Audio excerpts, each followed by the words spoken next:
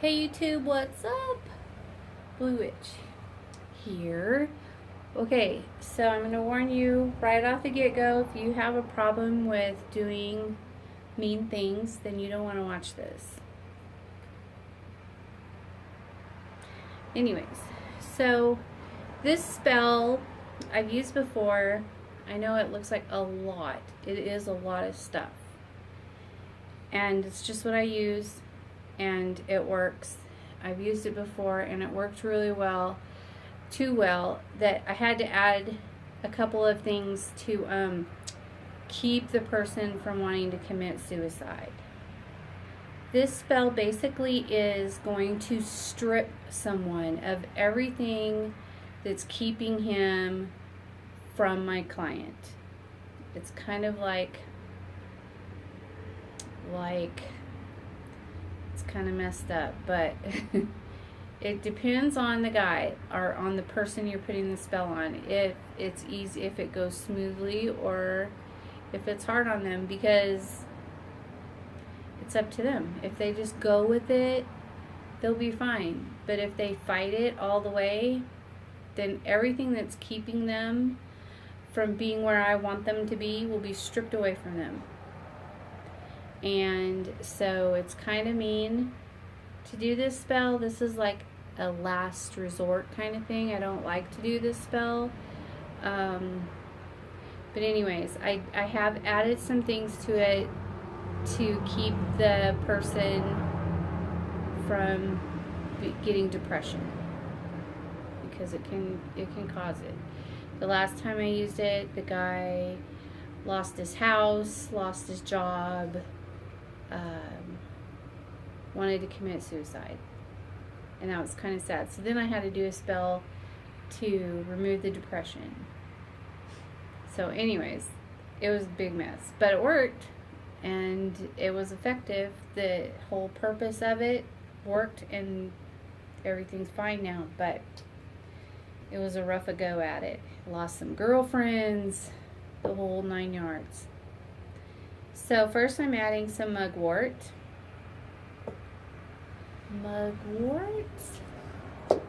And then I'm adding some cayenne pepper. How do you say it? I always say cayenne, but it's not cayenne, it's cayenne pepper. I hate this stuff. Adding that. Nice big spoon of everything. Then I'm adding some licorice root. And I was so smart this time to get the powder, because it is really a tough root to grind up, you know. But this is for domination, as I'm sure you know. I'm also going to be adding some Vesta powder and some sulfur powder to this spell. It's a very powerful spell, and that's the way I like it to stay. Okay. I'm trying to see. I think this is my Eyebright.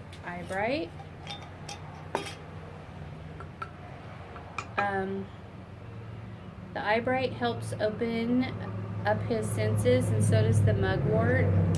Kind of like opens him up to receive the energies I'm going to be sending to him, and kind of puts him in like a fog about it all, you know. We want him to be kind of foggy and not really know what's going on, and you know, just yeah. It's mandrake. Oh yeah. You guys know I like my mandrake. Yes, I do. I'm going to add some High John, but not yet. I have to like scrape that on a grater. So this is to help the depression part, is the dog grass. Good job. Is the dog grass. I'm going to add 2 spoonfuls of this because, yeah, I don't want him to get sad and want to hurt himself or anything. We just want him to go with the flow and and be happy and quit being so damn stubborn. Belladonna, because he's not going to feel good until he does what he's supposed to do. He's going to be sick and feel nasty and foggy. And just not feel good until he does what I tell him to do. Yeah.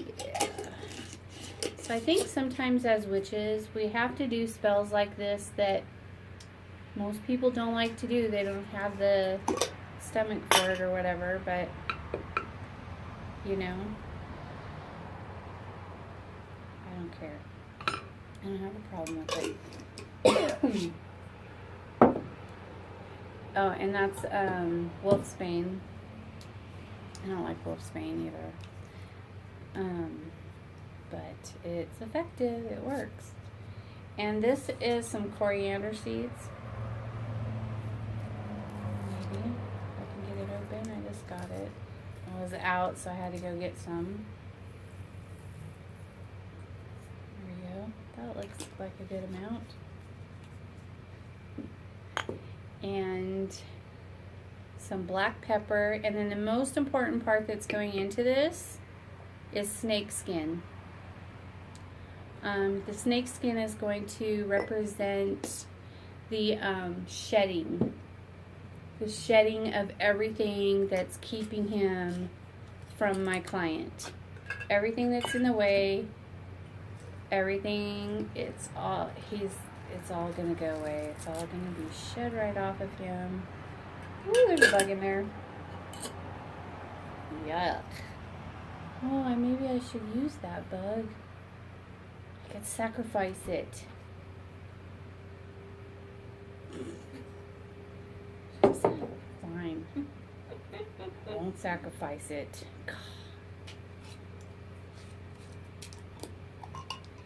Whatever.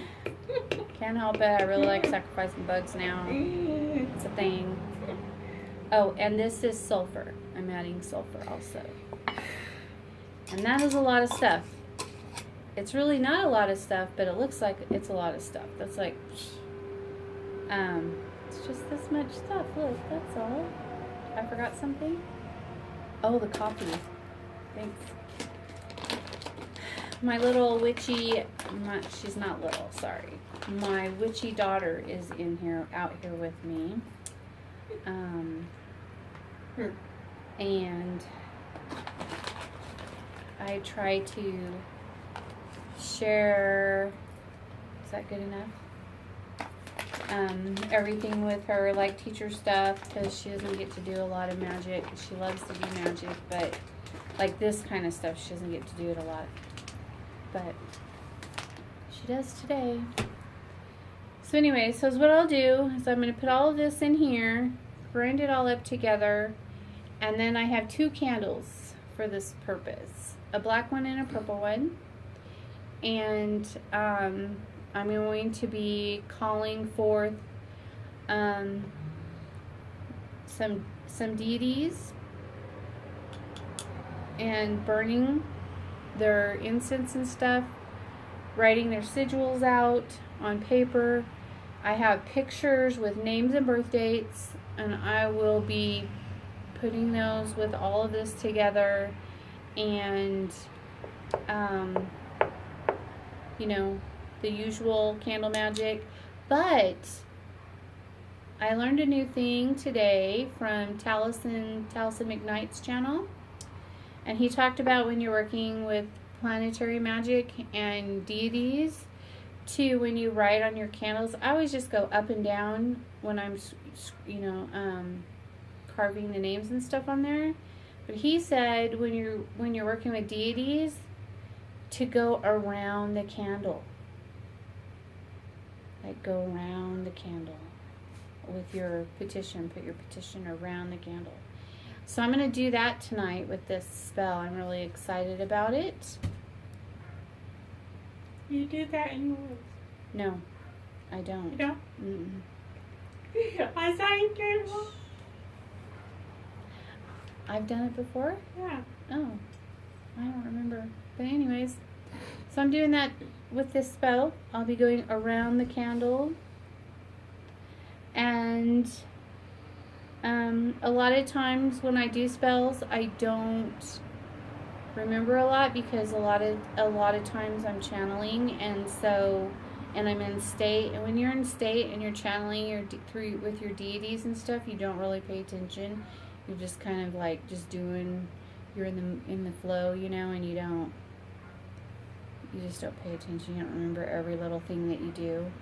I'm try to leave all this stuff out before I start this spell and get it all written down in my book of shadows, because last time I did it, I didn't write it down, and so it didn't really matter because Hecate just had me pull everything. I got everything pulled in like 10 minutes. She was like, this. It's just like you just get this feeling and you know what you're supposed to use, you know? She just gives you this feeling, yeah, use this. And then I'll pick something up and she'll go, no, not that, put that back. And I'll be like, oh, okay. Don't need that. But anyways, so I'm really excited about this spell. And, you know, like I said, it's either going to be smooth sailing or he'll be stripped of his whole life. It's his choice. He can be stubborn or he can just go with the flow and be happy and be with the woman who loves him. It's his choice. Anyways, all right, you guys, I'm going to get off of here. I just wanted to show you how I put together this spell. I have to meditate and put some energies into everything, and I know that when most people put their stuff, I thought I'll mention this real quick because you guys probably noticed that I just like bam, bam, bam, put it in here. But that's because I've already put intent into every single thing in my shop. Has already, when it comes through the door, it gets cleansed and intent is put into it. It's cleansed, consecrated, intent, what it's going to be used for, you know, what its purpose is going to, it's already done. So I don't feel like I need to, my hands are already getting hot. I feel like I don't need to do that with everything. Oh, I still got to grind up my high john and put that in there too. That's the one thing I forgot to do. But I won't do that on camera because I know it's really noisy and it sounds like shit on my videos. So anyways, and then I'm going to roll my candles in the herbs and stuff like I always do. And I have this new oil that I made the other day that I didn't get to make this on camera because the client that I specifically made it for did not want me to share her spell, so I didn't. But the oil that I made for it is amazing. It is freaking awesome, and it's love, domination, and protection oil. So I'm going to use this, and well, I might use this one and some Hecate oil. If she tells me to, I will. And if she says this is good enough, then this is what I'll use, because I'm pretty sure I put some of her oil in this. I just can't remember. But it smells really strong. Let me see.